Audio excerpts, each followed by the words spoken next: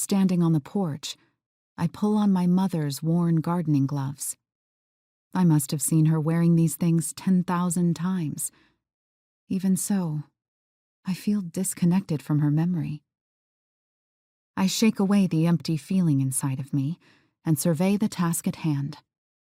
There are so many chores to do, and I'm the only one left to do them.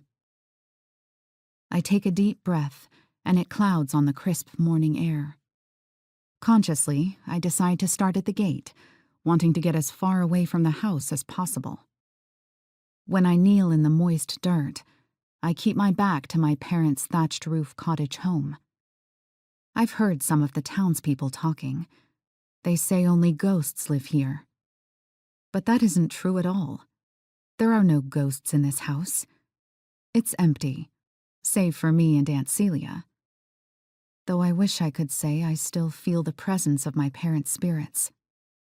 Instead, I feel nothing. Nothing but anger and resentment, of course. I grip a dead weed by the root and rip it from the ground, clearing the place where my mother's flowers used to grow. All the flowers are long gone.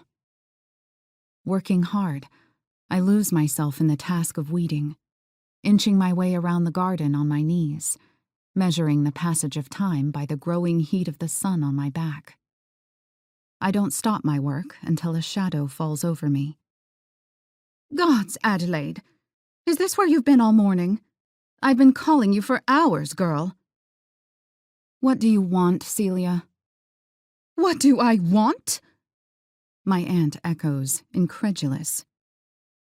"I want my breakfast. As if you didn't know, you little brat." I sigh heavily, wondering how we got to such a place. Celia moved in after my parents died. She was supposed to help me. You see, I had had suitors before, though most of them vanished while I was in the depths of my grief. But the ones who did stick around didn't love me. No, they were poachers, only after my parents' home and land, thinking they could get them for the low price of my hand in marriage. Celia promised she would help keep those scavengers away. I hadn't realized at the time that she was one of them.